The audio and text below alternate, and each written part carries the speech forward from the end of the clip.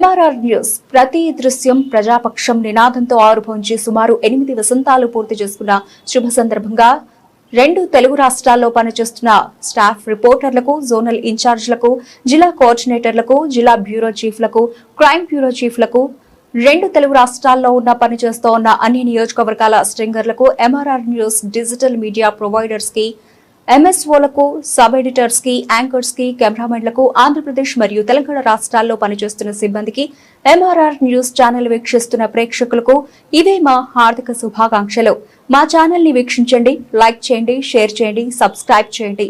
గ్రామీణ ప్రాంతం నుండి పట్టణాల వరకు ప్రతి సమస్యను అధికారుల దృష్టికి తీసుకెళ్లి సమస్య పరిష్కారానికి కృషి చేస్తూ ఉన్న ఎంఆర్ఆర్ న్యూస్ ప్రతి దృశ్యం ప్రజాపక్షం నినాదంతో ఆరంభమై నేటికి 8 వసంతాలకు చేరువలో ఉన్న ఎంఆర్ఆర్ న్యూస్ ఛానల్ అతి త్వరలో విశాఖపట్నం, విజయవాడ, గుంటూరు, చిత్తూరు, నెల్లూరు, శ్రీకాకుళం, కర్నూలు, పల్నాడు జిల్లా, విజయనగరం, బాపట్ల, నల్గొండ, హైదరాబాద్, నిర్మల్, ఆదిలాబాద్, సిద్దిపేట జిల్లాల్లో ప్రసారాలు టెలికాస్ట్ కానున్నాయని MRR News managing director M Raja తెలియజేశారు.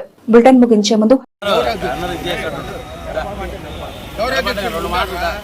ఈరోజు చిత్తూరు జిల్లా రిపోర్ట ఆంధ్రజ్యోతి రిపోర్టర్పై దాడి చేసి అత్యంత పాస్గా నరికి చంపేయటం చాలా దుర్మార్గం. సమాజంలో ఫోర్త్ ఎస్టేట్, ఫోర్త్ పిల్లర్ అయినటువంటి విలేకరులపై ఇలాంటి దాడులు జరగటం అనేది చాలా దారుణమైన చర్య. ప్రభుత్వం స్పందించి వెంటనే ఈ దాడికి పాల్పడిన వారిని అదుపులోకి తీసుకొని వెంటనే కఠినంగా శిక్షించాలని డిమాండ్ చేస్తూ ఆ బాధిత కుటుంబానికి న్యాయం చేయాలని చెప్పేసి జర్నలిస్టు సంఘాల తరఫున డిమాండ్ చేస్తుంది.